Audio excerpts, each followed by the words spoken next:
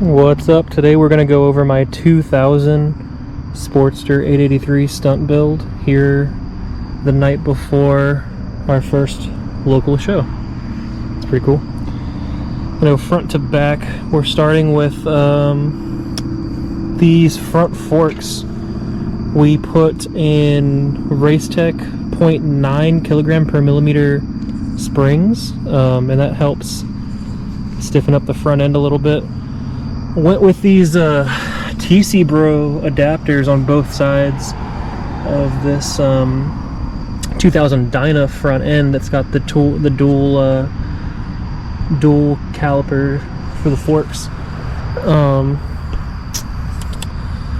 Allows you to run sport bike front brakes, and so I'm using like 2006 plus R6 front brake calipers up to just a stock FZ07 Master, which eventually I want something bigger, but honestly that pushes enough fluid through to get like rolling burnouts and stuff, so it works for now. For the bars setup, it's a little complicated actually. I'll go through the tire. I'm front a Shinko 007 front tire and whatever takeoffs I can get for the back. Right now I'm running a Dunlop 404. Cheap eBay cage, got it for like 50 bucks. So I actually used the stock triple for this and then just run some shims, and you can see kind of through here just some Pro Taper dirt bike risers. Helps make it all easy. Run Pastrana FMX 1 1/8 dirt bike bars and a whiskey, or it's like, what is it, a Biltwell whiskey throttle single cable 7/8 throttle tube, and that just lets me throw it on there. Starter button here, thrashing bag, RSC 1 inch. So here's the thing with the dirt bike bars. If you want to run dirt bike bars but then you still have the eyelet style clutch cable, I just use like a little PVC pipe spacer. That way you can still run the 1 inch lever that allows you to use the eyelet. But yeah, I would say RSC or Elite Moto for the clutch lever is like the only way I would go. So I've got an RSC here, and then a 14 millimeter Brembo, which I wouldn't mind if it was a little bit more, but the 14 works for me. We've got a Ultima single fire ignition, and that gives it a rev limiter and all that, because before it didn't have a rev limiter, because these, I think they don't get them until like 04 or something. I don't know shit about Harleys as far as other than this one.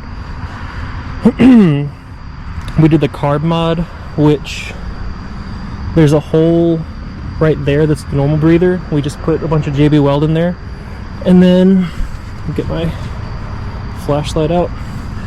You can see there's like a little hole drilled right in there, and that is the new overflow. So when you're in a wheelie, it doesn't fucking drop a bunch of gas on you. I'm running these Two Brothers Grom foot pegs actually, but they were what I had and I made them work. Lowbrow's Customs had this long idle adjuster, and for doing circles and stuff, that's a must. Changing your idle all around, super helpful. R&S Big Sucker intake. I had a smaller intake on it at first, and this 100% made it run a whole lot better. Got a Cobra El Diablo exhaust. It was just like the cheapest 2-to-1 exhaust I could find, to be honest. I kind of want a stainless one, but it is what it is. We got a Barnett Extra clutch plate kit on the other side, so your fucking rivet plate doesn't explode.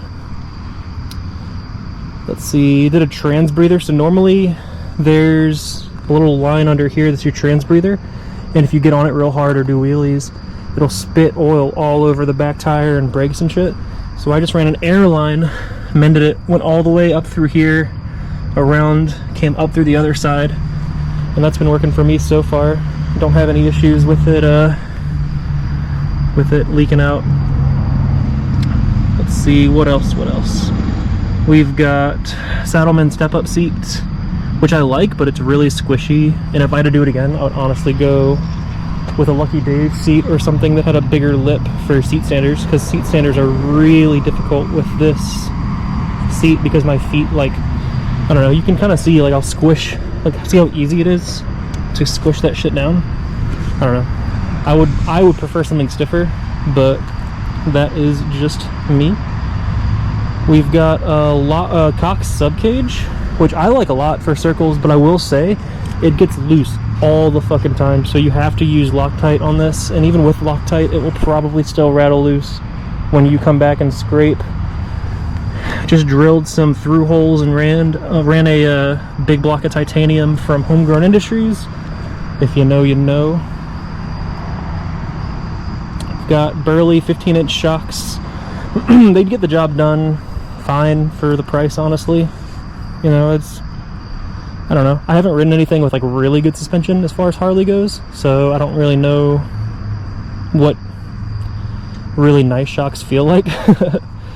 Ran this homemade step plate that my buddy helped me with. Works pretty well. We just got a little brace going to the inside of the sub cage, just through bolted. That works pretty good. Also through bolted the seat. My seat flew off the first time I rode this thing. Definitely have to do something with that if you're doing knee knockers or anything.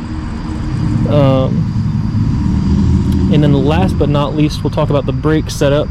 So running an 80-inch, your standard 80-inch sport bike line for the handbrake, to a Cox, let me get some light over here, Cox triple tree with 2 monoblocks, one for the foot brake and one for the handbrake.